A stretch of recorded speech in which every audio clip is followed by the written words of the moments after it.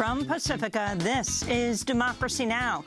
President-elect Donald Trump has raised the prospect of a new nuclear arms race after suggesting on Twitter he would increase the size of the U.S. nuclear arsenal. We'll get response from Greenpeace. Then, with less than a month before Donald Trump takes office, the Obama administration dismantles a registry used to track some Arabs and Muslims in an attempt to prevent Trump from creating a broader Muslim registry, an initiative Trump campaigned on. Should there be a database system that tracks the Muslims here in this country? There should be a lot of systems beyond database. I mean, we should have a lot of systems. And today you can do it. But right now we have to have a border, we have to have strength, we have to have a wall, and we cannot let what's happening to this country happen. Then to the case of imprisoned Puerto Rican independence activist Oscar Lopez Rivera. I think the fact that I was charged with seditious conspiracy to overthrow the government of the United States speaks for itself. But the charge in reference to Puerto Ricans has always been used for political purposes. More than 100,000 people have petitioned President Obama to pardon Oscar Lopez Rivera, who's been held for 35 years. We'll speak to Oscar's brother and the Speaker of the New York City Council. All that and more coming up.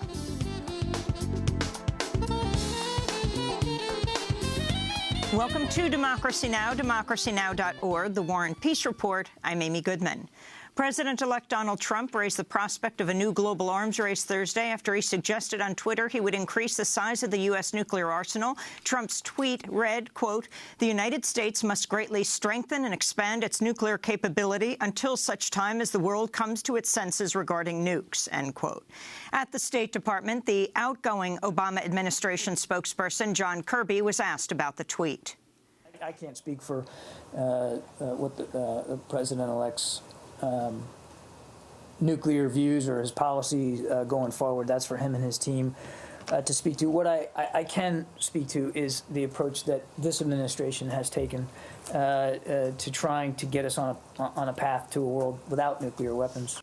Despite President Obama's call for an end to nuclear weapons, his administration has been quietly upgrading its nuclear arsenal to create smaller, more precise nuclear bombs as part of a massive effort that will cost up to $1 trillion over 3 decades. Speaking to MSNBC's Rachel Maddow Thursday, Trump's former campaign manager Kellyanne Conway defended the president-elect's tweet, pointing to President Obama's nuclear plans. I don't think the tweet was groundbreaking in this regard. It seems that President Obama himself has called for an upgrade in our capabilities. I've read in 1 or 2 articles up to $1 trillion is the price tag. So we all, President Obama, President-elect Trump, everyone shares the same, I think, core value in their first duty is to try to keep us all safe. And we know it's a dangerous world, and that includes nuclear weapons. That was Trump's former campaign manager, Kellyanne Conway, who Trump named yesterday as counselor to the president. This morning, MSNBC host Mika Brzezinski said she spoke briefly to President-elect on the phone and asked him about his nuclear weapons comments. Brzezinski recounted Trump's response during a conversation with co-host Joe Scarborough. Ask the president-elect, while we had the opportunity, what his position was on trying to clarify the tweet yesterday regarding the nuclear arsenal, and the president-elect told you what? Let it be an arms race. We will outmatch them at every pass. And outlast them all. And outlast them all. And yes, they were in their pajamas when they had that discussion. According to the International Campaign to Abolish Nuclear Weapons, about 93% of all nuclear warheads are owned by Russia and the United States, which together have about 14,000 warheads stockpiled. The Obama administration's move to formally end the National Registry Program for immigrants from majority Muslim countries, known as the National Security Entry-Exit Registration System, or NSEERS. The Department of Homeland Security Thursday submitted a rule change in an effort to dismantle the legal framework for the registry, apparently in order to prevent Donald Trump from reviving it. The move comes only 1 day after Trump appeared to reiterate his pledge to reinstate the registry. The registry was created after the September 11th attacks. The Department of Homeland Security idled the program in 2011 under massive pressure from civil rights groups. Donald Trump's transition team has ordered the State Department to detail which of the agency's jobs and programs focus on gender equality and ending violence against women. in a move that's raised alarm among women's rights advocates in the Foreign Service.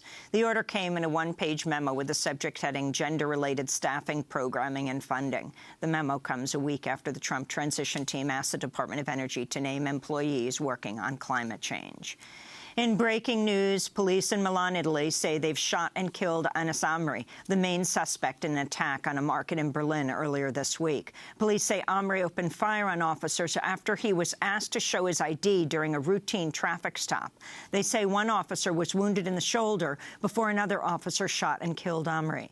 The 24-year-old Tunisian was accused of hijacking a truck, killing its driver, then ramming it into a crowded Christmas market in Berlin Monday, an attack that left 11 more people dead and dozens wounded.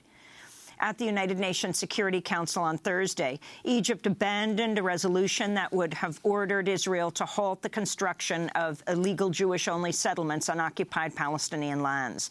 Egypt's move came just hours before a planned vote amidst heavy lobbying against the measure by Israeli officials. The measure was also opposed by Donald Trump, who took to Twitter to call for a veto of the resolution. Trump also spoke by telephone with Egyptian President Abdel Fattah al-Sisi Thursday. Israeli officials reportedly contacted Trump's transition team after they learned the Obama administration might abstain on a vote condemning settlements, a move that would have cleared the way for the measure to pass. In medical news, a new study finds an experimental vaccine was 100% effective in protecting West Africans against the Ebola virus during an outbreak in 2014 and 15, raising the prospect the future spread of the deadly disease could be halted. The finding was reported Thursday in the British medical journal The Lancet. An assistant director general of the World Health Organization said the study compared about 6,000 residents of Guinea who received the vaccine with a similar size group who had not. We have shown is that in the vaccinated people we have had 0 cases of Ebola, while at the same time we have had 23 cases in the people who were not vaccinated with Ebola. So you compare 0 to 23 and you can calculate that you have a vaccine which has shown 100% efficacy. Researchers caution that the vaccine has unpleasant side effects and that it only appears to work on one of the 2 most common strains of the Ebola virus. An Ebola outbreak in West Africa in 2014 claimed more than 11,000 lives. Critics say those lives could have been spared if researchers had poured more resources into finding a vaccine years ago.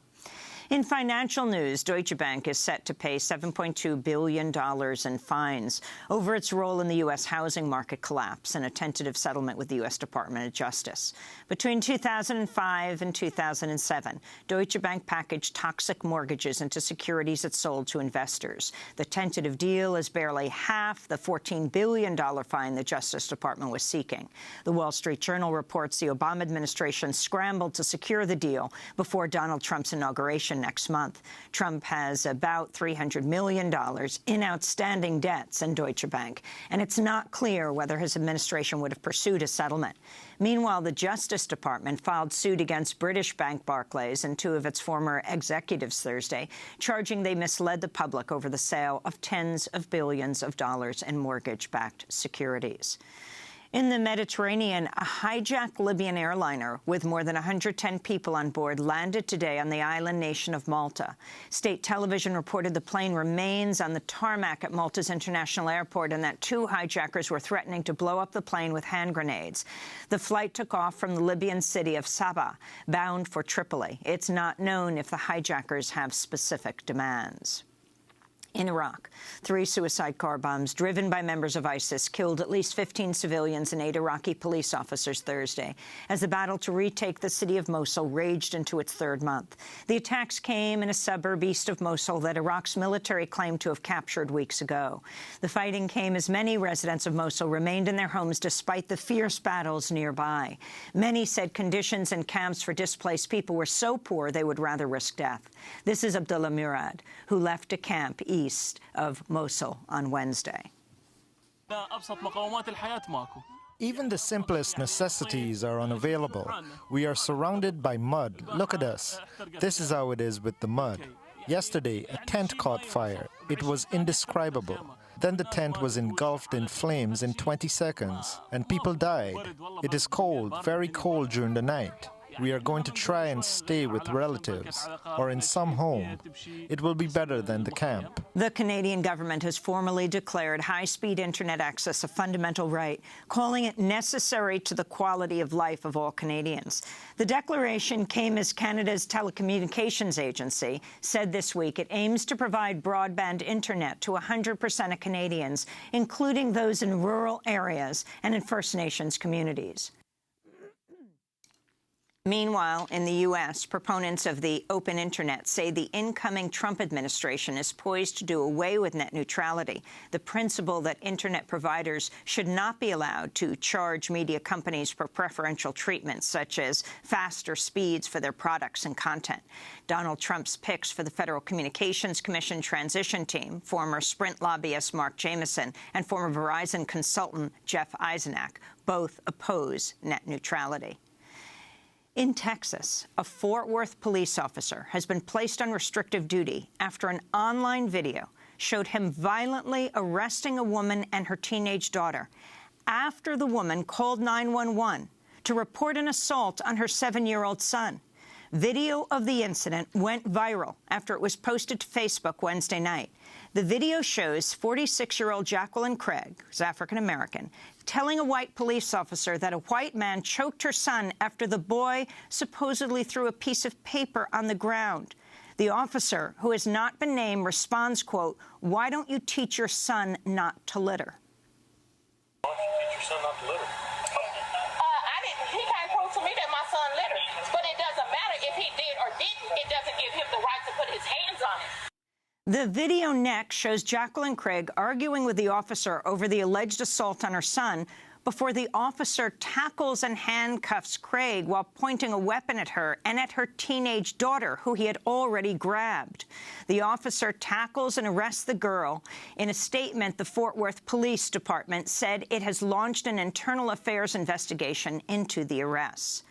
And in Chile, family members of those killed or disappeared under the U.S.-backed dictatorship of Augusto Pinochet held a protest outside Santiago's main cathedral Thursday ahead of a planned Catholic Mass today for jailed members of the former regime. The protesters wore photographs of their loved ones and held signs reading, "Never forget." This is Carla Pellegrin, whose brother, Raul, was disappeared under the dictatorship. The human rights violators of this country are going to ask for forgiveness in a mass to obtain prison benefits. We absolutely reject a pardon because we are neither for forgiveness nor forgetting. And basically that's because the missing are still missing, because our loved ones who were tortured, who were killed, are no longer here, which happens in many cases. And there's still much impunity, such as in the case of my brother, certainly, and because there's a pact of silence. On September 11, 1973, the democratically elected Chilean President Salvador Allende was toppled in a U.S.-backed coup, ushering 17 years of brutal dictatorship under Augusto Pinochet. And those are some of the headlines. This is Democracy Now!, democracynow.org, The War and Peace Report. I'm Amy Goodman. And I'm Juan Gonzalez. Welcome to all of our listeners and viewers around the country and around the world. President-elect Donald Trump raised the prospect of a new global arms race on Thursday after he suggested on Twitter that he would increase the size of the U.S. nuclear arsenal. Trump's tweet read, quote, "The United States must greatly strengthen and expand its nuclear capability until such time as the world comes to its senses regarding nukes." Trump's tweet came on the same day Russian President Vladimir Putin said his country needed to, quote, "strengthen the military potential of strategic nuclear forces." According to the International Campaign to Abolish Nuclear Weapons, about 93% of all nuclear warheads are already owned by Russia and the United States, which together have about 14,000 warheads stockpiled. This morning, MSNBC host Mika Brzezinski said she spoke briefly to the president-elect on the phone during a commercial break and asked him about his nuclear weapons comments. Brzezinski recounted Trump's response during a conversation with her co-host Joe Scarborough. Mika asked the president-elect, while we had the opportunity, what his position was on trying to clarify the tweet yesterday regarding the nuclear arsenal, and the president-elect told you what? Let it be an arms race. We will outmatch them at every pass. And outlast them all. And outlast them all.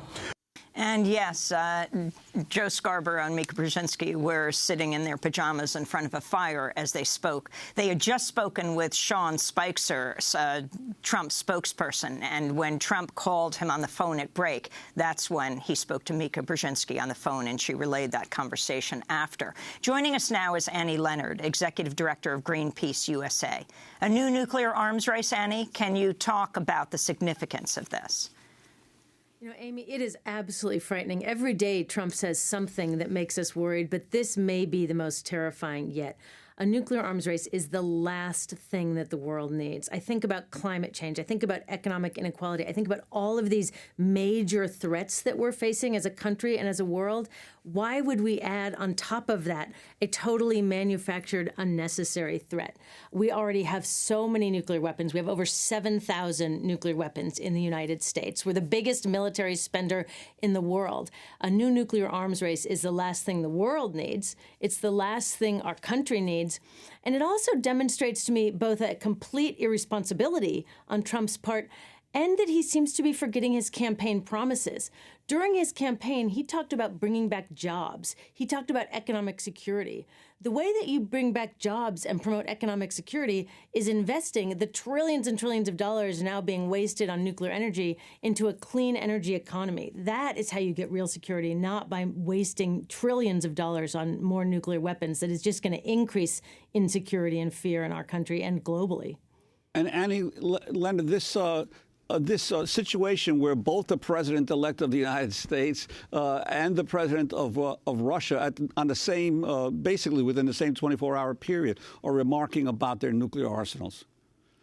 You know, it is absolutely terrifying.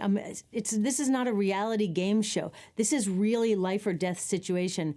When Trump talks about making things great again, or he wants to bring back the old-fashioned days, I think about when I was a kid in high school and I would lie in bed at night absolutely terrified about the nuclear arms race. It was just something that we were all, it was drilled into our heads, that this imminent threat.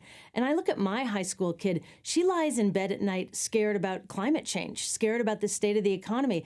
Am I going to rewind things and then add the nuclear arms race onto the young people's list of concerns today? I mean, it's so frightening, it's just surreal. I wanted to go back to something we played in the headlines, which is the issue of the continuum from President Obama to President Trump. Despite Obama's call for an end to nuclear weapons, his administration has been quietly upgrading the nuclear arsenal as part of a massive effort that'll cost up to I believe, $1 trillion over 3 decades. And this is something that Kellyanne Conway raised on MSNBC's Rachel Maddow on Thursday, the former campaign manager who has just been named as part of the communications team of President Trump. Let's go to that comment of Kellyanne Conway pointing to President Obama's nuclear plans. It was groundbreaking in this regard. It seems that President Obama himself has called for an upgrade in our capabilities. I've read in 1 or 2 articles up to $1 trillion is the price tag. So we all, President Obama, President-elect Trump, everyone shares the same, I think, core value, in their first duty is to try to keep us all safe. And we know it's a dangerous world, and that includes nuclear weapons. So there you have Kellyanne Conway defending Trump, saying he's not changing things that much. We have done many shows on Obama's $1 trillion nuclear plan. What about this, Annie Leonard? Well, just because one president made a mistake certainly doesn't give license to another president to make a mistake. Greenpeace and many of our allies, we fought against President Obama's military spending, and we will fight against President Trump's military spending. And I just want to correct, Kellyanne Conway has been named counselor to the president. Juan? Well, I wanted to ask you, Annie Leonard, about the whole issue of the President Obama's drilling ban recently announced in the Arctic and the Atlantic. Could you talk about that and the significance of that? Absolutely. While President Obama has been far from perfect, this was an absolutely excellent thing that he did. Obama withdrew a huge amount of land, over 115 million acres in the seas just north of Alaska, and another 3.8 million acres on the Atlantic coast between Virginia and Maine. So we've got the Atlantic coast, we've got the Arctic, now protected from oil and drilling. This is an absolutely fantastic thing on a number of fronts. One is it matches the science. The science is extremely clear that we need to keep oil in the ground. Drilling in the Arctic is very expensive, it's very dangerous, it's very hard. That's why no company has been able to do it successfully. If we're going to leave oil in the ground, which all the scientists say we need to do, let's start with the most dangerous places to drill. So leaving that oil in the ground in the Arctic makes absolute scientific sense. The science merits it, but it also makes activist sense. It is a great validation for activism. Over the last many years, Greenpeace, many of our allies, indigenous communities in the Arctic, people literally all around the world had been pressuring Obama to protect the Arctic. And so this is enormous validation of citizen activism. When you have sound science and you have strong activism, you can win victories, and that's what this was. But what would be the prospects of this ban being maintained? It goes back to a 1953 law that Congress passed. Well, what's the potential for either Trump to remove it or for Congress to overturn it? So this 1953 law, the Outer Continental Shelf Lands Act, this law specifically gives presidents the right to withdraw land from use. So any president could withdraw the land from use. It does not give the president the authority to put that land back into use. So Obama has withdrawn the land.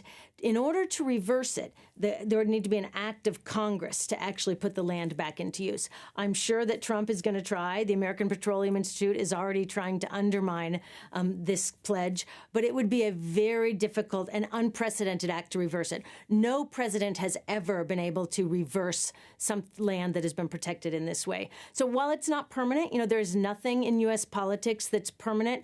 It's pretty darn close. And ultimately, it's up to us. It's up to people power. It's up to the engaged citizens that got this protected. It's up to us to continue to protect it and make sure that it never does get overturned. Annie Leonard, the Chamber of Commerce may well sue the Obama administration. Republican lawmakers from Alaska are saying they're considering legislative efforts to overturn it.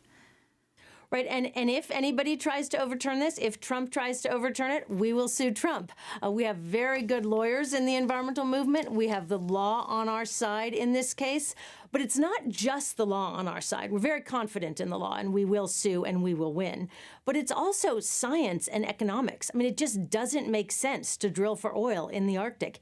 Any oil drilling that would be done up there, the oil wouldn't be available for 10 to 15 years. In 10 to 15 years, we're not going to be drilling for new oil. The entire world is moving away from oil into a clean energy economy. And that oil is staying in the ground in the Arctic because of the law, because of the science, because of citizen power, and because of economics. It doesn't make sense to drill for oil up there. So, Annie Leonard, your thoughts on Trump's climate policies, particularly his pick of Rex Tillerson to be Secretary of State? In picking Rex Tillerson, I think Trump may have found the only person with more conflicts of interest than himself. I mean, it is absolutely insanity to think that the CEO of Exxon should be the Secretary of State. There's enormous conflicts of interest. Exxon has literally billions of dollars worth of oil deals in Russia, and Rex Tillerson is very close with Putin, not exactly the kind of people that we want BFFs with our Secretary of State. But also, Exxon has a long history of lying to the American public. It has been revealed that Exxon knew about climate change as early as the 1970s. They believed it. They knew about it. They actually changed their business plans based on rising sea levels from climate change. They absolutely knew it was true. That same time, for decades, they spent millions and millions of dollars defrauding the American public, funding climate denialism. If you have somebody in charge of a company that knows one thing and acts one thing on their own, but then defrauds the American public, that is such a glaring lack of integrity. Why would we ever give the keys to the government to that kind of person? And that's what Trump is trying to do. But Annie Leonard, it should make for interesting viewing to see the confirmation hearings of Rex Tillerson, because under oath, he will have to answer a lot of questions, including his company's view of climate change, which I think might certainly conflicts with that of the president-elect. Right. Absolutely. And that is a very small silver lining of this nomination, is that we will get Rex Tillerson under oath and that we can ask him the kinds of questions that somebody needs to be asking Exxon. The challenge is, I'm not very excited about a Secretary of State that you have to get under oath in a confirmation hearing to tell the truth. I would like somebody who actually always tells the truth, who stands up strong, who has the well-being of the American public and the world's public first. And it's just absolutely clear that Rex Tillerson has Exxon's profits first. We have long campaigned against the influence of the fossil fuel money in government. And with this nomination, I feel that the merger is just complete. As we wrap up, Annie, Greenpeace, a group called the Greenpeace 30 several years ago, were arrested by Russia as you tried to stop drilling in the Arctic. Can you talk about Trump's relationship with Putin, although it looks like together they may escalate a nuclear arms race, and what that work means now? Right, that was the Arctic 30. It was 30 of my colleagues from Greenpeace who were very courageously trying to stop drilling in the Russian Arctic. And you have to understand the Arctic is such an important ecosystem. It is home to polar bears and whales. It is so important that we protect it for that ecosystem and for the climate. My colleagues were doing peaceful protest, as Greenpeace does all around the world. They were arrested absolutely brutally. They were thrown into a Russian jail. They were faced with 30 years in prison for peacefully protesting Arctic drilling that threatens humanity. I mean, that's the kind of leader that Putin is. While the Arctic 30 were in jail, facing the prospect of decades in jail, there are pictures of Trump shaking hands with Putin. I mean, this is not the kind of colleague that we want to have. This is not the kind of relationship we want to have with a government like that. We want a president and a Secretary of State that is protecting freedom of speech, protecting the right to protest, and protecting the world's climate. Annie Leonard, we want to thank you for being with us, Executive Director of Greenpeace USA. The Obama administration dismantling a registry that registered a number of Muslims and Arabs after 9/11 to stop the information from getting to President Trump. We'll have more in a minute.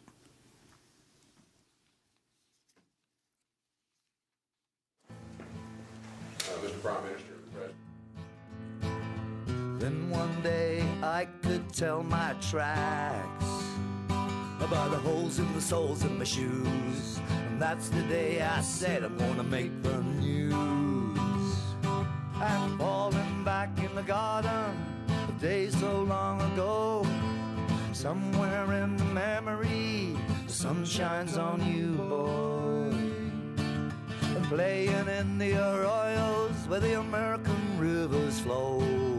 From the Appalachians down to the Delta roads.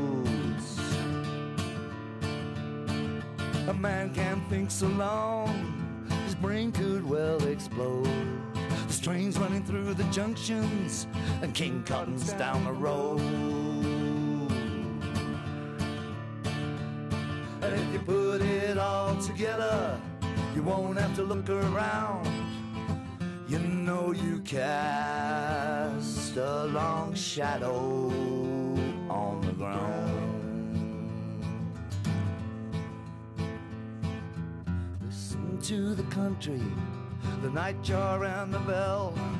Listen to the night streamliner, sounding like the wolves of hell. Head for the waters of the cleansing spell. It was always our destination. The Long Shadow by Joe Strummer and the Mescaleros. Joe Strummer passed away 14 years ago this week. This is Democracy Now!, democracynow.org, The War and Peace Report. I'm Amy Goodman with Juan Gonzalez. Well, the Obama administration has moved to formally end the National Registry Program for immigrants from majority Muslim countries, known as the National Security Entry-Exit Registration System, or NSEERS. Obama's move comes only one day after Donald Trump appeared to reiterate his pledge to reinstate this very registry when answering a question from a reporter outside his Mar-a-Lago resort in Florida Wednesday. The reporter was asking Trump about Monday's attack on a Christmas market in Berlin, Germany, which left 12 people dead. In response, Trump said, quote, "You've known my plans all along, and they've proven to be right, 100% correct," unquote. Trump first spoke about creating a registry while campaigning for president. Should there be a database system that tracks the Muslims here in this country? There should be a lot of systems beyond database. I mean, we should have a lot of systems. And today you can do it. But right now we have to have a border. We have to have strength. We have to have a wall. And we cannot let what's happening to this country happen. But that's something your White House would like to implement. Oh, I would certainly implement that. Over 200 organizations, as well as Democratic lawmakers, mayors, and businesses, have been calling on the White House to take action to end the registry before Trump takes office. Well, on Thursday, the Department of Homeland Security submitted a rule change in efforts to dismantle the legal framework for the registry, apparently in order to prevent Trump from reviving it. In a statement, a spokesperson for the Department of Homeland Security called the program, quote, redundant, inefficient, and provided no increase in security, unquote. The registry was created after the September 11th attacks. Under the program, more than 10,000 Muslims were deported, tens of thousands were spied on. The Department of Homeland Security abandoned the program 10 years later in 2011 after massive pressure from civil liberties groups. One of the main architects of the program was Kansas Secretary of State Chris Kobach, who was then working inside George W. Bush's Justice Department. He's now a member of Donald Trump's transition team. In November, he accidentally revealed his proposed strategic plan for the Department of Homeland Security, which includes reinstating the registry and imposing an ideological, quote, extreme vetting, unquote, test for immigrants seeking to enter the United States. Kobach revealed these plans when he was photographed carrying documents outlining this strategic plan into a meeting with Donald Trump. Well, for more, we're joined by Noreen Shah, director of Amnesty International's USA's Security and Human Rights Program. Noreen, start off by talking about what President Obama is dismantling. Well, President Obama is dismantling a program that had really been a paradigmatic example of racial and religious profiling in this country. And the fact that he's dismantling it is a huge vindication for human rights. It's a vindication for Muslim, South Asian, and Middle Eastern groups that have been working towards this moment for quite a long time. But it's also important to recognize that this was a program that was controversial from the start under the Bush administration. People had been looking to scrap it within DHS since 2006, and it had been abandoned, as you know, by the Obama administration. It was obsolete. It was not a value add to national security at all, but what it had achieved was fear-mongering, scaring people in these communities, driving families apart, deportations. It was ineffective and counterproductive. But what would dismantling it effectively mean at this point, since it really hasn't been used now for several years? What dismantling it means is that for the Trump administration to come in, it's going to be that much harder for them to start a new Muslim registry program. So what we have basically is that the edifice or the foundation for a Muslim registry has been taken out of the agency's rules. And in order to bring it back in, the Trump administration is going to have to start a whole new process. That doesn't mean that they can't do it. And that even if they do try to do it, it will be challenged on constitutional grounds. We are far more ready for this fight than we were back in 2002 when this all started with the Bush administration. But what the Obama administration has done is dismantle the infrastructure. They've also sent a really important signal that racial and religious profiling, that's not the norm. That's not something we just accept as a country. The Electronic Information Privacy Center, EPIC, has reported that a company co-founded by billionaire Trump advisor Peter Thiel provided secret assistance to the U.S. Customs and Border Protection as it tracked travelers and immigrants. The tools built by Thiel's data mining firm Palantir could help Trump limit migration to the U.S. and to create a Muslim registry. Thiel's company already has contracts with Immigration and Customs Enforcement, the Departments of Justice and Defense, and the CIA.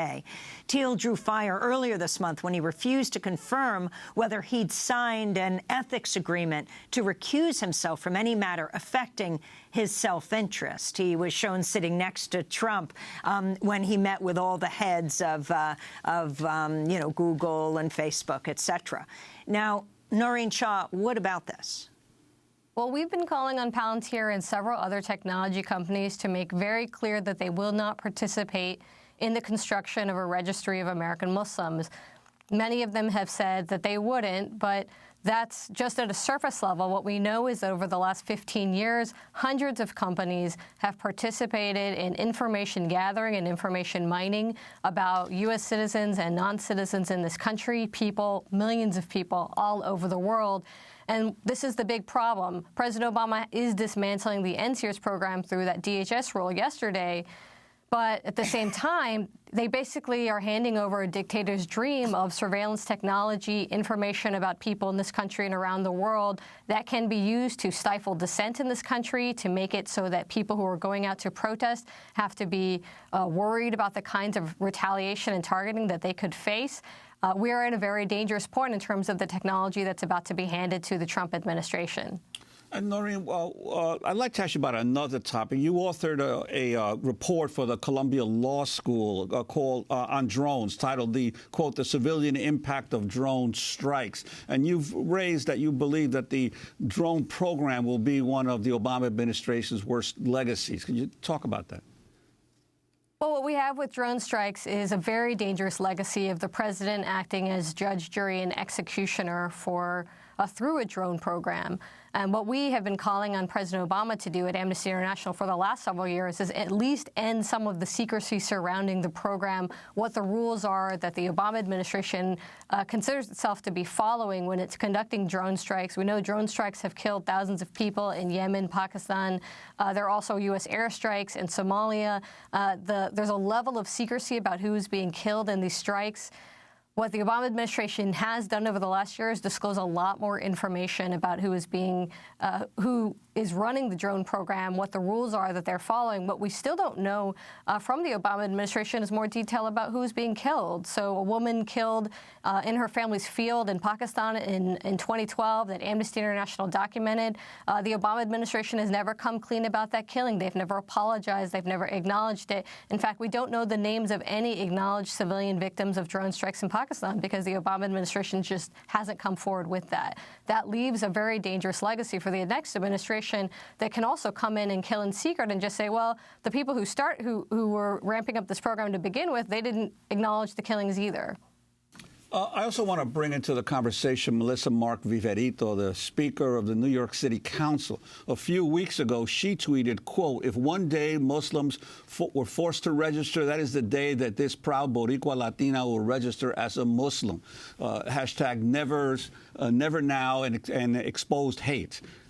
Melissa, welcome to Democracy Now! Thank you. Talk about that tweet. Well, I mean, I think it just speaks to the lunacy, right? The craziness that we're experiencing right now and the fear, right? I'm not interested in normalizing the behavior and the attitudes that this president-elect is putting out there. And this idea of the surveillance and these registries and building the walls are things that are really, are just counter to our values, not only in New York City, but I think values that the majority in this country believe in. So that's why I said, in order for us to really push back against what is being presented, we have to do solidarity work, right? We have to really align ourselves, all of us, in rejecting the rhetoric and rejecting what soon will be actions that are going to be taken against particular members of our community. And so that's really what I was trying to say.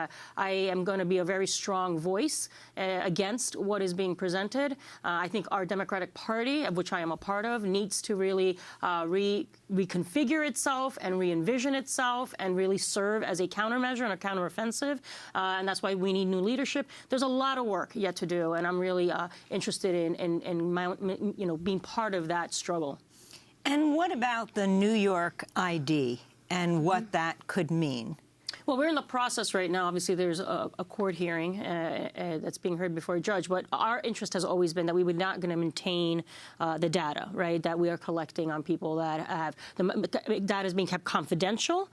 We have no interest in sharing information. And for people who are watching and listening around the world, explain what the ID is and what it made possible. So this is a municipal ID. So it's an ID that is only valid in New York City. You cannot use it to travel. It is not, authorized to be used as a federal ID. It is an ID that just validates you as a New York City, a member of our city. And so it is available to people that are documented and not documented. It is available to people that are transgender. They can self-identify on the card. It is beneficial for the homeless individuals of our community and also for seniors. It is an ID available to everyone, regardless of your status. So as of right now, the law that we have in place says that the information will be held for 2 years, and then we would destroy the data. And since its creation, you've had close to 1 million people, correct. Right? correct. It's about 1 million people that have signed up and that have this identification, which is officially recognized by the NYPD and is officially recognized within the city of New York, and it comes with a lot of benefits. But obviously there are undocumented members of our community in our city that do have the ID as well. So there is a concern, right, that what would happen under a Trump administration. So we've been working very actively and obviously using every legal recourse to make sure that we can destroy that information. And so under the law, it was supposed to be destroyed after 2 years? Right, which is at the end of this year. And now there's been a legal challenge to it? Well, we have a court date, a hearing in the beginning of January, prior to the presidency of Trump going into place. So we're in the process of doing that, and obviously we'll have our day in court. I wanted to ask you about another issue, which is, well, Donald Trump, of course, being a resident of New York.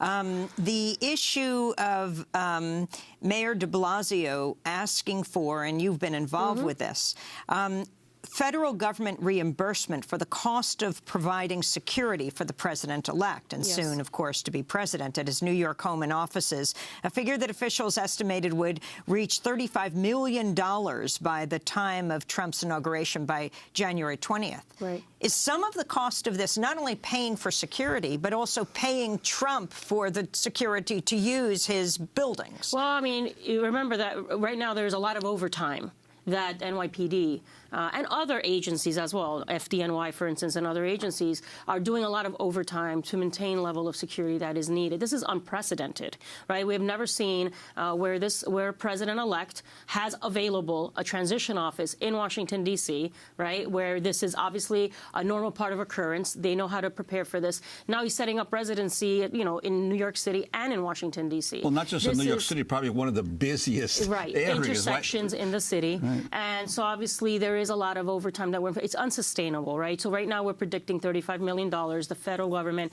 has only accommodating for $7 million in reimbursement. And then once Trump becomes president, obviously all the expenses moving forward. It is just really a drain, and it's something that we need to get seriously addressed by the federal government, and it hasn't been. Well, we want to thank you for being with us and ask you to stay with us. Melissa Mark Viverito, Speaker of the New York City Council, first Latina and first person of color to serve as New York City Council Speaker. And we want to thank Noreen Shah for joining us from Washington, D.C. Noreen Shah is Director of Amnesty International's USA's Security and Human Rights Program. When we come back, we're going to talk about yet another request for a pardon. This for a man who's been imprisoned for more than 30 years. Stay with us.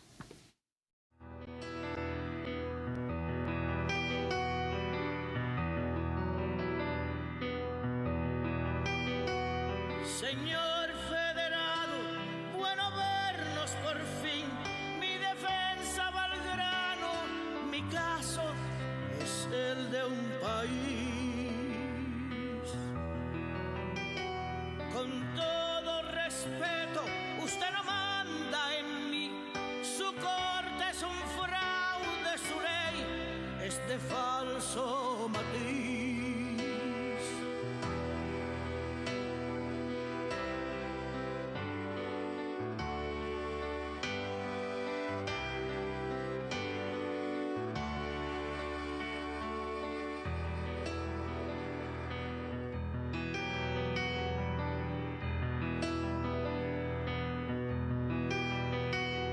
Soy un ciudadano de medio valor, un colonizado cansado, pero ya... Señor Federado by Lucecita Benitez. This is Democracy Now!, democracynow.org, The War and Peace Report. I'm Amy Goodman with Juan Gonzalez.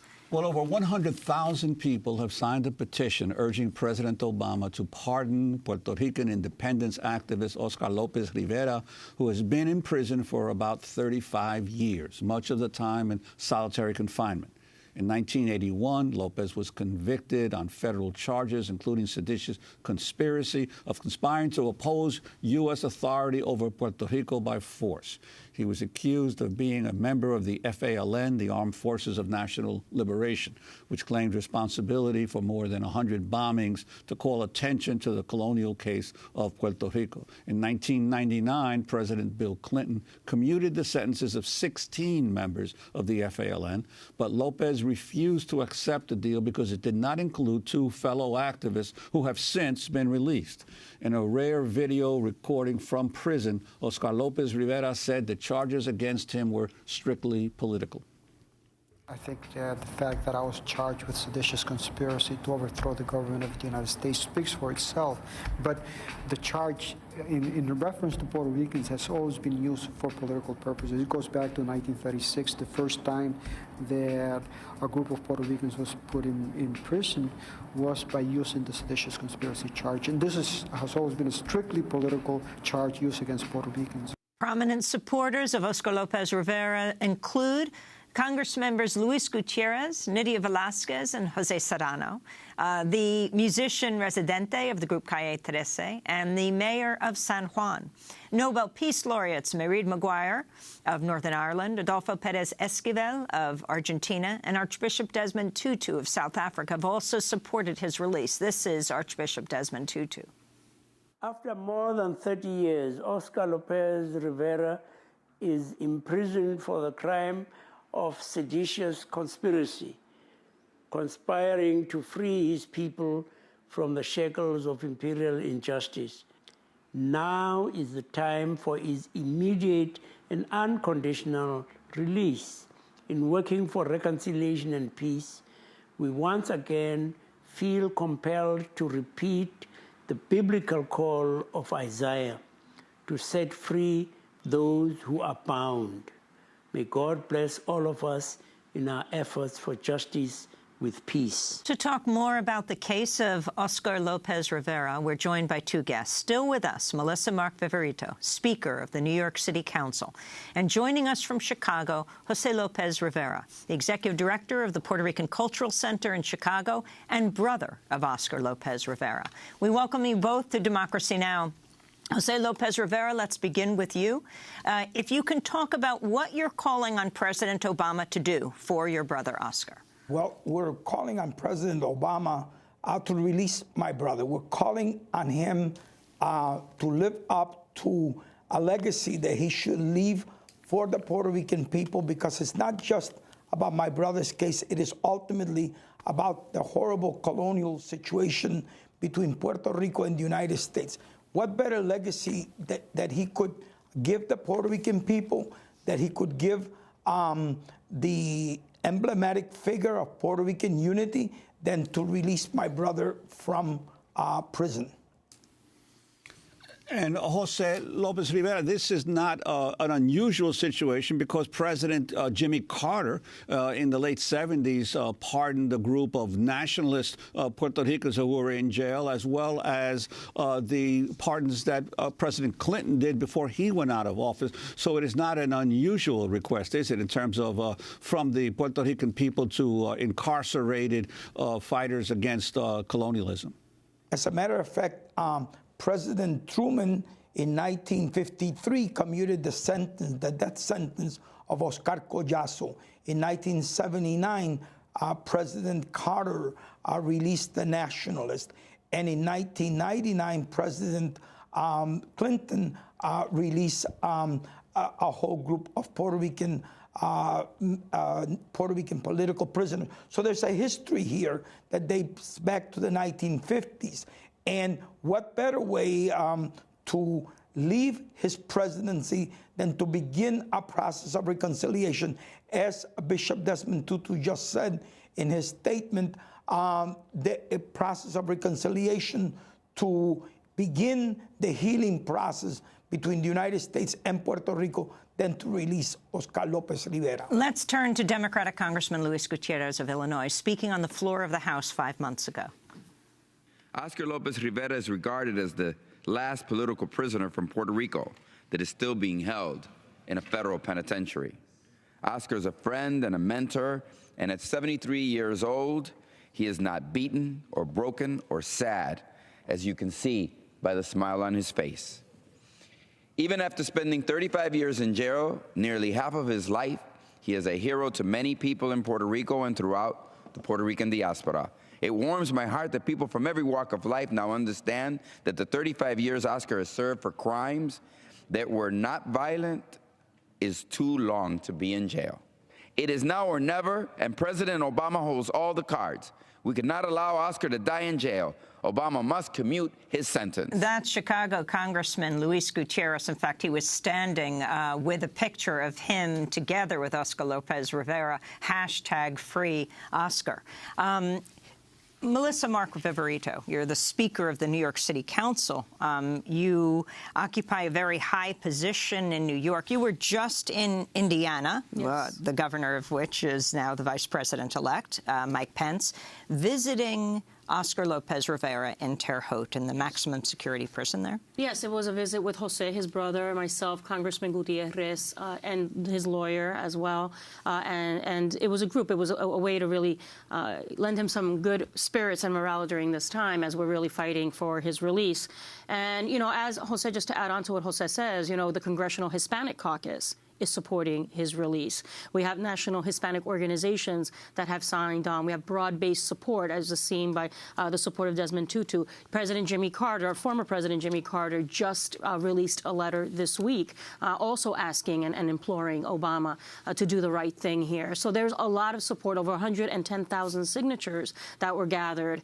We have an event January 11th in front of the White House where we will have 100,000 letters to give to President Obama. So they're hearing it very strongly, and this is the right thing to do. It's a disproportionate sentence, and we're really... And just to be clear, he was already granted clemency by President Clinton. Exactly, and I think that needs to be understood, that already the conditions were found favorable to offer him that clemency, right? And that he should... the reason he did not accept it was because others were not part of that, right? And then now everyone is out, and he is the last one that is left. So the people he was standing up for are now out. Exactly. And all the others that were granted clemency have reintegrated successfully, right, in civic life. They're living in Chicago, living in Puerto Rico. And so there is an example here to be set. And I think the process of reconciliation, as Jose alluded to, is really important at this time, where Puerto Rico is going through such a difficult time. And I think the level of assistance from the United States government has not been to our liking, at least to many of us. This is a really great opportunity for Obama to really leave a legacy of reconciliation for the Puerto Rican people. And we really stand strong. Listen, I'd like to ask you, you are, as the Speaker of the New York City Council, the second most powerful post in the city government. You've taken quite a bit of heat over this issue of standing up for Oscar Lopez Rivera. You were recently disinvited from a political fundraiser in Nevada, summarily by the newly elected senator from Nevada. I'd like to talk about that kind of pressure that you're supposedly supporting the freeing of a terrorist, as your critics say. Well, obviously, that's the way it's being presented, and it's wrong in terms of the way it's being characterized. But yes, I have an important... I want to utilize my position and the platform I have as a Puerto Rican elected official and now as Speaker to really shed light on this injustice, not just on this issue, but on the debt crisis in Puerto Rico, on other issues that are relevant, right, to the island. And so I've used the platform to really speak on behalf of Oscar's release, and I've taken a lot of hits, not only in terms of being disinvited from a fundraiser, but also I've gotten a lot of hits on the press with regards to my position. But I think that people are already starting to get it. We did a resolution out of the council supporting his release. And as I mentioned, there's such broad-based support that can't be ignored in terms of the voices that are coming out. It's a grave injustice. It's disproportionate in terms of the sentence. 35 years. He will be 74 years old on January 6th. We really need Oscar to be home and to be come back to his family and to his island. And just, you know, having visited him, one of the things that really moves me, and this is a very personal issue for me at this point, he is an incredibly strong person in spirit. And in light of all of this, and having 12 years of solitary confinement, 35 years, going on 36 years being imprisoned, you will never find someone stronger in spirit. And it is amazing. He's an amazing, amazing person. So finally, on this issue, Jose Lopez Rivera, your brother, the kind of support you've had, I mean, Lin-Manuel Miranda, of course, the creator of Hamilton, many other celebrities, political officials, past presidents. What your final demand of President Obama is, and have you gotten word back from the White House? No, we have got no word from the White House. This is probably the most insular presidency that we've dealt with. I've been involved in campaigns to free Puerto Rican political prisoners since the 70s. I was involved in the campaign to free the nationalists under Carter and to free the other political prisoners under Clinton. And usually we get some idea months before that something positive is going to happen. With this presidency, nothing has ever, we've heard absolutely nothing. I also want to just point out that obviously this has taken a toll on the family. As Melissa so wonderfully said, my brother is, from him emanates an incredible sense of peace, an incredible sense of justice and compassion. But this process has taken its toll on my family. My mother died almost 20 years ago from Alzheimer's. She was never able to see him or to touch him because he was in solitary confinement in a prison that obviously was a control unit prison cell in Marion, Illinois.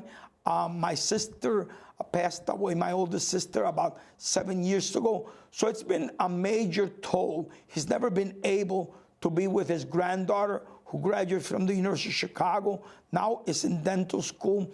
He's never been able to be part of our lives for 35 years. So we think it's the right thing to do as a family.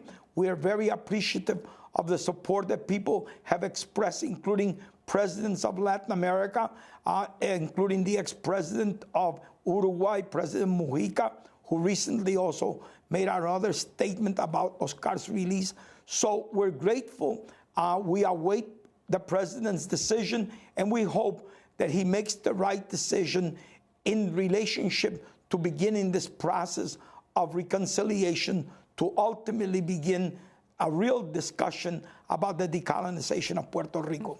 I'd like to pivot for a second, Melissa, to ask you in the last minute that we have about the issue of sanctuary cities. Now that we have President-elect Trump, who's definitely expressed his opposition to sanctuary cities, but New York City has taken a leading role, as have several other cities around the country, in saying that they're going to oppose attempts by Trump to end sanctuary cities. Right, or to take resources away. Right. But California as a state just passed the California Values Act, right, talking about affirming the contributions of immigrants to the state and that they will provide resources for legal defense, et cetera. I've sent a similar letter to Governor Cuomo. Cuomo has been, our governor as well as our mayor, have both expressed real interest in being supportive of our immigrant communities, as have I. But we can do more as a state, and I would love to see us continue to push back against those efforts nationally that are threatening to take resources away, that are threatening to be punitive to those of us that have incorporated and put forth policies and laws